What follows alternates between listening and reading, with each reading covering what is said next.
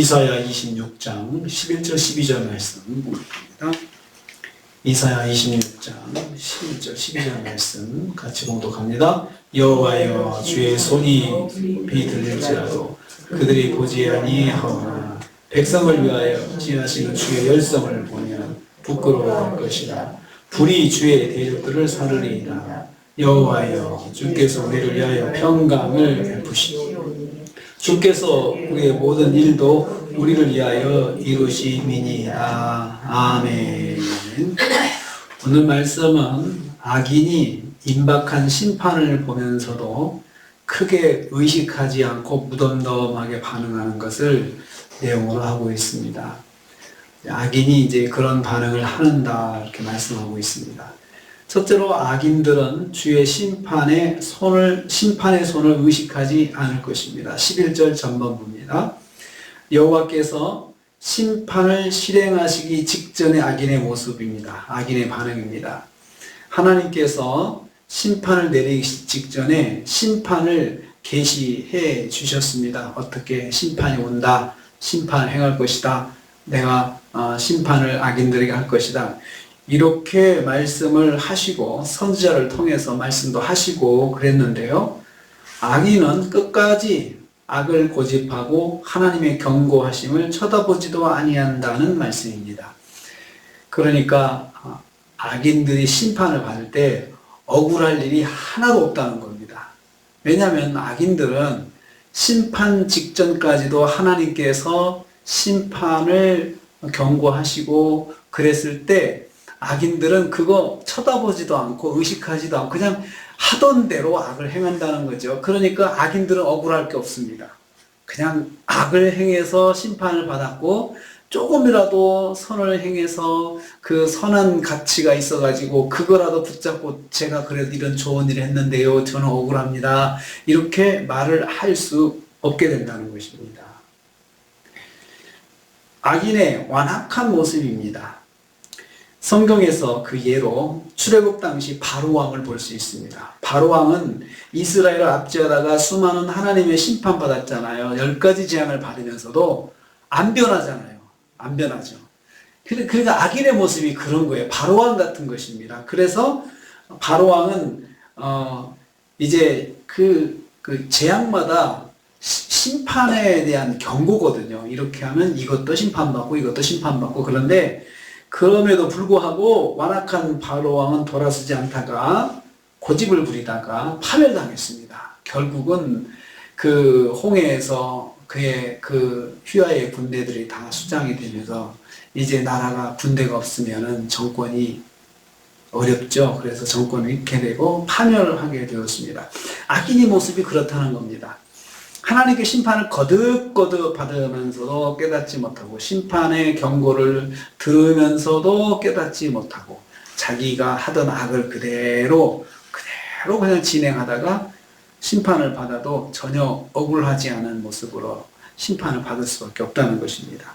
항상 심판에 대해서 볼 때마다 혹시나 저 수많은 사람들 중에 억울하게 하나님 실수로 의인인데 심판을 받게 하면 어떻게 할까? 그런 걱정도 없지는 않습니다. 그런데 하나님께서 여기 보면 악인은 그런 걱정할 필요 없이 그냥 악을 행하다가 경고가 있어도 쳐다보지도 않고 그러다가 심판당한다 것입니다. 악인은 하나님의 경고의 말씀을 무시하다가 멸망당하게 됩니다. 두 번째로 악인은 주의 열성을 보고 부끄러워할 것이다. 11절 후반부입니다. 하나님은 열성을 가지고 행하신다 했습니다. 백성을 위하는 주의 열성이라 했습니다. 이 말씀은 하나님의 백성에 대해 가지는 하나님의 사랑을 말합니다. 하나님은 자기 백성을 대충 돌보지 않으십니다. 하나님도 열정으로 일하신다는 거예요. 대충 일하시지 않고 대충 역사하시지 않는다.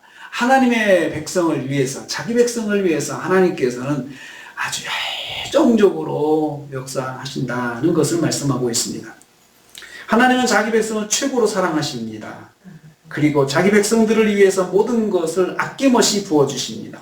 악인은 이러한 여호와의 사랑을 볼 때 전에 하나님의 백성들을 미워하고 압제한 것을 후회하고 부끄러워할 것이라는 말씀입니다. 하지만 그들도 그냥 저렇게 하나님께서 열정적으로 돌보는 백성들인데 내가 저들한테 잘못했구나 이런 생각을 한다는 거죠. 그렇게 한다는 겁니다. 그렇지만 심판을 면하지는 못합니다.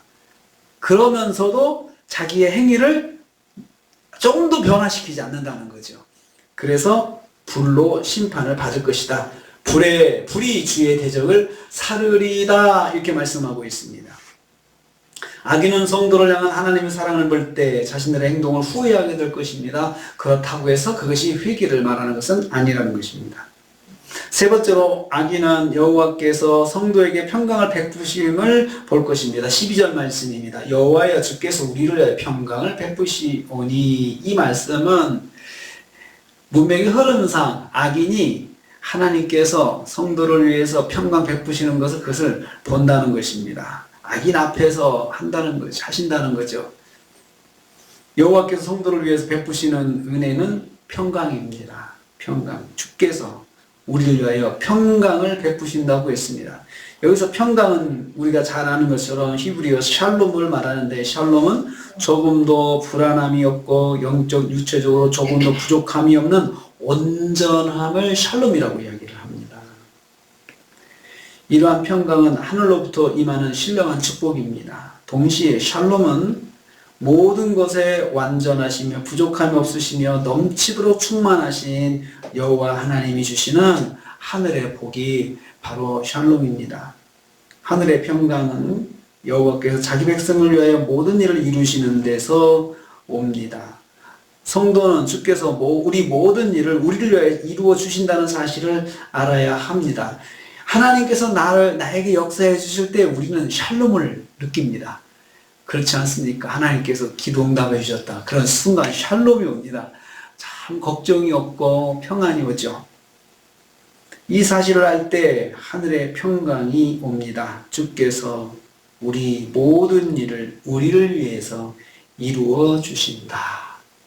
주께서 이루어 주시는데 우리를 위해서 이루어 주시고 또 앞에서 11절에 말씀한 것처럼 열성을 가지고 주님께서 하나님께서 열정을 가지고 우리를 위해서 그렇게 역사해 주신다는 것입니다. 악인은 이런 모습을 눈뜨고 볼 겁니다. 이것도 하나의 심판입니다. 잘 되는 거 보는 것, 잘 되는 거 보는 것도 이것도 하나의 벌 중에 하나지 않습니까? 시험 잘 본 사람들은 저기서 싫어하고 그러고 시험 못 본 사람들은 이쪽에서 더 열심히 뭘 청소도 시키고 그런 거 있잖아요. 그런 벌인 것처럼 하나님께서 악인들에게 보라 너희들 한번 보라 이런 심정으로 하나님의 백성들에게 샬롬을 주시는 거죠. 한쪽에서는 심판을 받고 있는데 이쪽에서는 샬롬을 주시는 것입니다. 우리가 또 한 주간을 시작합니다. 하나님께서는 우리의 모든 일도 우리를 위해서 이루어 주신다는 말씀 붙잡기 원합니다. 우리의 모든 일을 한 주간 우리의 모든 일을 우리를 위해서 이루어 주시는 하나님, 그 하나님, 그래서 우리에게 평강을 주시는 하나님, 그 하나님이 함께 하시는 한 주간 되시기를 주님의 이름으로 축복합니다. 주님 감사합니다.